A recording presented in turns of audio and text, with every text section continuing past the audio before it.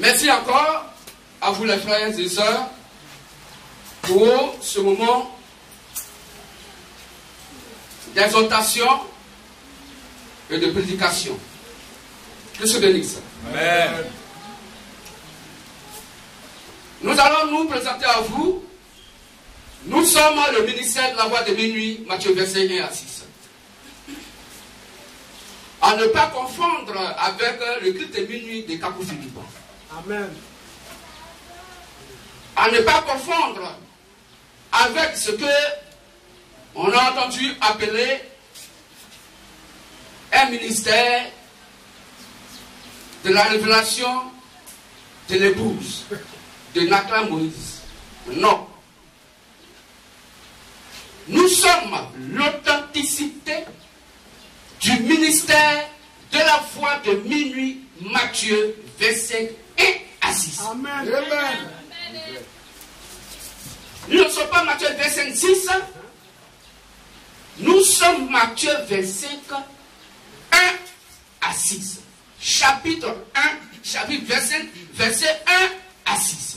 Que se bénisse. Amen. Et c'est donc ce passage biblique des Saintes Écritures qui est notre identité réelle. C'est ce qui nous identifie. C'est ce qui parle de nous. Et c'est ce que nous exécutons à cette heure. Que se bénisse. Amen. Nous n'avons aucun autre évangile. Sinon l'évangile que nous prêchons, c'est l'évangile prêché par les apôtres du Seigneur Jésus, le Christ. Dans l'église qui est née dans le livre de Acte 2, le jour de la Pentecôte. C'est exactement ce même évangile que nous prêchons. Le ministère de la voix de minuit, Matthieu verset 6, n'a pas un nouveau message. Puisque le message vient de par le prophète. Alors si c'est un nouveau message, c'est que nous sommes le 8e messager. Amen. Or, le 8e messager va à la perdition. Selon Apocalypse 17, verset 11. Amen. Car le grand maître béni, le Seigneur Jésus-Christ, l'Éternel Dieu ne reconnaît que 7 messagers concernant les 7 arches de l'église des nations. Amen. Depuis l'église d'Éphèse jusqu'à l'église de Laodicée, où le dernier prophète messager s'appelle William Marion Branham. Il est né en 1909, il est mort en 1967. Amen. Et c'est son message qui court jusqu'à cette heure. Son ministère s'appelle le ministère donc de la lumière du soir, Zacharie 14, 7. Et il est la deuxième portion de la manifestation de l'esprit Élie, donc à la fin des temps, pour ramener les cœurs donc des fils à leur père, avant que le jour, le temps de Dieu donc ne n'arrive. Que se bénisse. Amen. Frères et sœurs, nous MVL, nous sommes là pour jouer quel rôle? Car Branham, donc à cette époque du temps de la Odyssée, a prêché l'évangile authentique que les apôtres ont prêché, pour ramener donc la foi de toute personne née de Dieu à la foi apostolique. Car selon Galates 1, 6 à 9, si quelqu'un prêche un autre évangile, en dehors de ce que les apôtres ont prêché, qu'il soit maudit. Donc un maudit, toute personne sur la terre qui ne prêche pas jusqu'à cette heure l'évangile que les apôtres ont prêché, ou dont l'évangile qu'il prêche s'oppose à ce que les apôtres ont prêché, alors il va quoi à la perdition, parce que c'est un maudit selon Galates 1, 6 à 9. Amen. Que je bénisse. Amen. Alors, puisque le grand maître béni Jésus le Christ avait prévu lui-même sa venue en tant que le Saint-Esprit Père, selon Matthieu 24, 36, comme quand les 7 messagers seraient donc auraient fini donc de faire leur travail, de préparer l'épouse à chaque acte de l'église des nations, alors le Père lui-même s'est préparé un temps où il viendrait dans un corps sur la terre afin de réveiller le glorieux message prêché par Branham et qui est endormi sur la terre dans les cœurs de nos frères et sœurs de la lumière du soir avec la LDS. Matthieu. Matthieu 24, verset 36. Matthieu 24, 36. Pour ce qui est du jour Pour ce qui est du jour et de l'heure, et de l'heure, personne ne le sait. personne ne le sait. Ni les anges des cieux, Aucun homme dans les cieux ne le sait. ni le Fils, Ni le Fils ne le sait. mais le Père seul. Mais le Père seul. Amen. Que je bénisse. Amen. Il n'y a que le Père seul qui sait le jour et l'heure donc de l'enlèvement. Que je bénisse. Amen. Mais avant que l'enlèvement ne puisse avoir lieu et que le septième messager ait prêché l'évangile, Dieu expressément a endormi le message d'Abraham dans leur cœur, selon Matthieu 25 et 6. Afin que le Père lui-même vienne au milieu de la nuit pour réveiller ce glorieux message, pour dire aux croyants du message d'Abraham que ce que vous prêchez aujourd'hui n'est pas le message authentique que Abraham a prêché. Retournez au message d'Abraham sans ajouter et sans retenir. Voici notre rôle que nous jouons aujourd'hui pour pouvoir réveiller les 10 vierges, séparer les vierges folles des vierges sages et de manifester l'enlèvement. C'est nous, MVM, qui faisons l'enlèvement. En dehors de nous, selon les Saintes Écritures, il n'y a personne d'autre qui puisse le faire. Que vous croyez ou pas, si vous aviez les yeux dans les Saintes Écritures, vous poserez beaucoup de questions pour comprendre que à cette heure, Dieu devait être sur la terre. Amen. Or, il est déjà là. Oui. Que je bénisse. Amen. Que je bénisse. Amen. Donc nous sommes le mystère de la voix de minuit, Matthieu 21 à 6. Pourquoi minuit? Au milieu de la nuit, on cria, voici l'époux, allez à sa rencontre. Oui, donc quelqu'un viendra sur la terre, étant allumé du Saint-Esprit Père, pour pouvoir faire donc le réveil du message de Branham qui est entendu. Mais il vient à quel moment? Au milieu de la nuit. Or, le milieu de la nuit n'est pas le minuit 24 heures, mais c'est le minuit de Dieu lui-même. Qu'est-ce que Dieu appelle au milieu de la nuit? Pour connaître au milieu de la nuit, il faut savoir qu'est-ce que Dieu appelle la nuit. Or, pour savoir ce que c'est que la nuit, il faut savoir ce que c'est que le jour. Que je bénisse. Amen. C'est bon, dans Genèse 1, 4 à 5, Dieu va nous définir, la Bible va nous définir qu'est-ce que Dieu appelle le jour. Qu'est-ce qu'il appelle la nuit. Quand nous allons pas aussi, Somme 5, 205, la Bible va nous dire qu'est-ce que Dieu appelle la lumière, qu'est-ce qu'il appelle le jour. Et quand nous allons prendre Jean 17, 17, nous comprendrons que selon Jean 1, 1, la parole qui est Dieu est quoi? La vérité. Que je bénisse. On peut lire rapidement s'il vous plaît. Genèse 1, 4 à 5. Dieu vit que la lumière était bonne. Dieu vit que la lumière était bonne. Et Dieu sépara la lumière d'avec les ténèbres. Donc comprenons que la lumière et les ténèbres ne peuvent jamais se comprendre. Les deux sont séparés. Psaume 119, verset 105. Dieu appela la lumière jour. Donc le nom de la lumière s'appelle quoi? Jour. Et il appela les ténèbres nuit. Et Dieu appela les ténèbres nuit. Ainsi, il y eut un soir, il y eut un soir, il y eut un matin, et il y eut un matin. ce fut le premier jour. Ce fut le premier jour. Amen. Que je bénisse. Ah, donc vous allez penser que, ou on va peut-être penser que Dieu s'est trompé de temps. Comment Dieu commence donc par le soir et il finit par le matin. Il y eut un soir et il y eut un matin. Mais dans le jour normal des êtres humains, il y a d'abord matin, puis après il y a soir. Mais chez Dieu, il va avoir le soir et il va avoir un matin. Car le soir, la lumière paraîtra. Vraiment, Abraham va venir pour pouvoir révéler donc la vraie adoration dans les derniers temps. Vers le soir, la lumière paraîtra. Quand un jour il nous compte de Dieu, il ne fallu jour ni nuit, mais vers le soir, la lumière paraîtra. Pour que le Père puisse venir au matin. Le MVM vient au matin. Pour manifester quoi? L'enlèvement. Que je bénisse. Est-ce qu'on comprend? Frère, donc pour Dieu, la lumière c'est quoi? Le jour c'est quoi? Et Dieu appela la lumière jour. Qu'est-ce que le jour? Psaume 119, 105. Psaume 119, 105.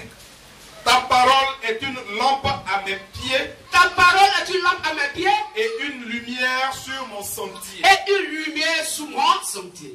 Donc la parole est quoi? La lumière. Dieu appela la lumière jour.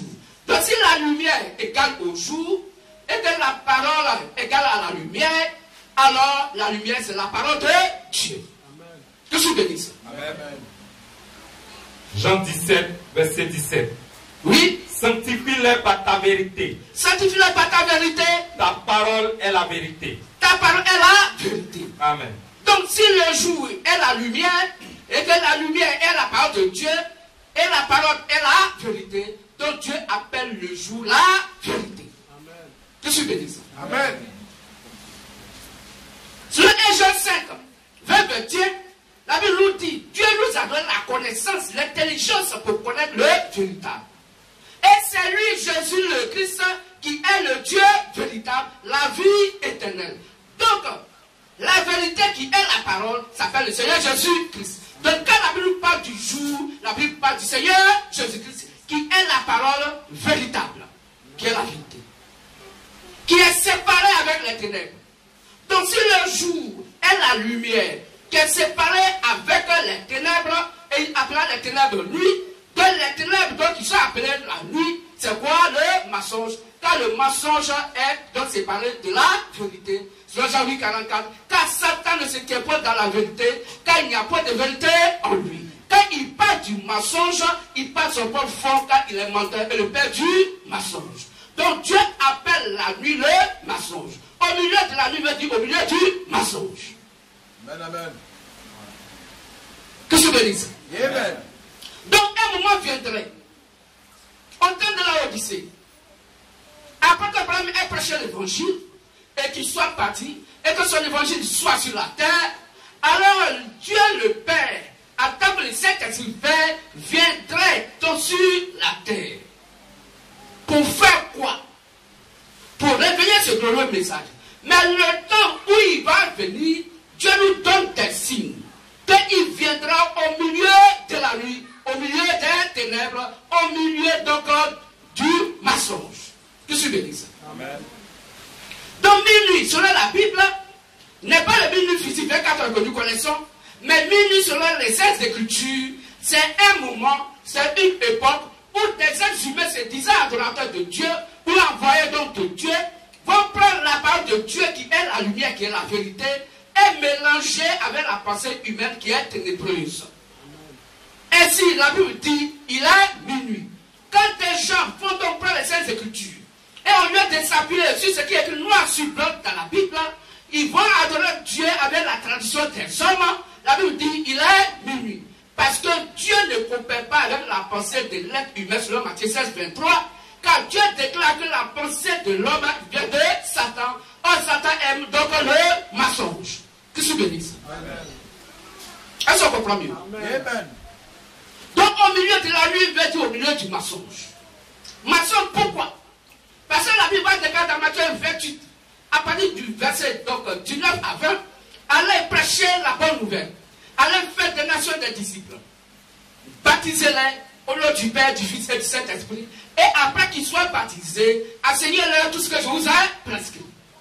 Quand vous allez voir qu'il va y avoir des organisations religieuses qui vont dire que non, avant qu'on baptise quelqu'un, il faut qu'il fasse d'abord 5 ans de catéchuménat, 3 mois de cours de base, 6 mois de cours de baptême d'abord, avant qu'il soit baptisé.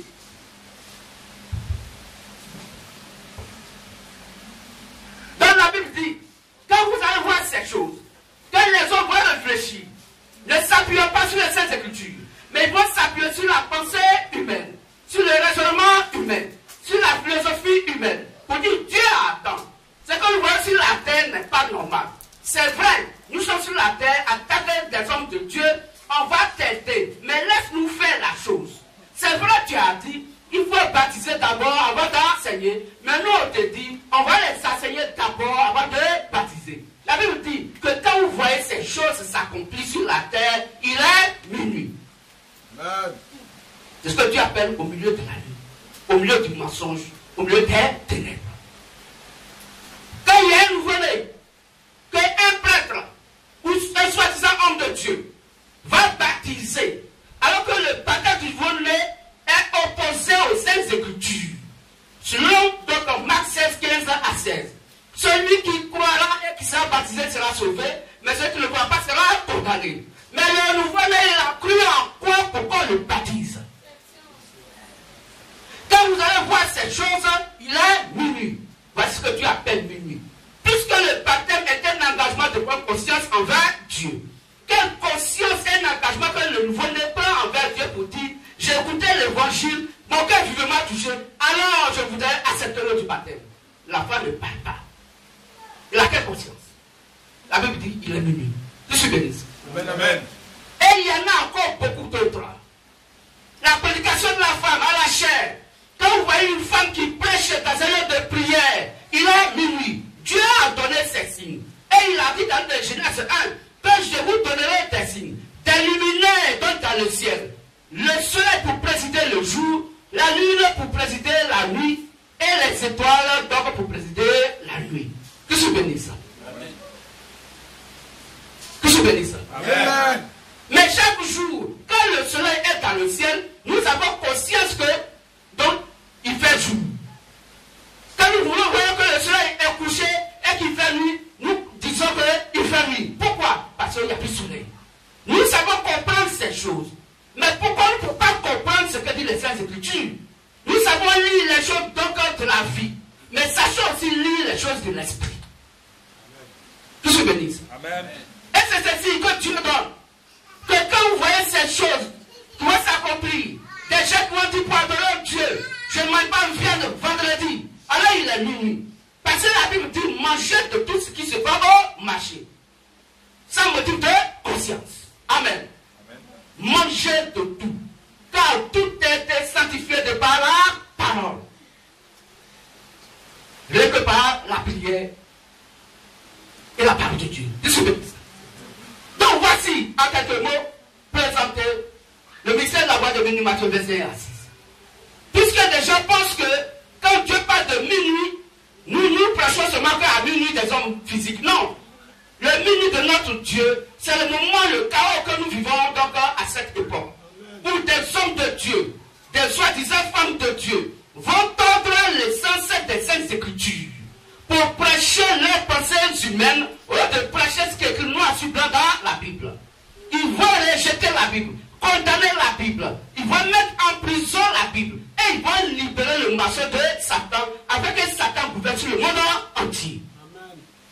Oh, nous, ministère de la voie de minuit, Matthieu 21 à 6, nous venons parce que nous sommes la lumière de ce monde à cette époque, afin d'éclairer tout fils et tout fille du véritable et réel Dieu, et que nous puissions retrouver quoi au paradis, car nous sommes quittés au paradis, car va au paradis celui qui est quitté au paradis.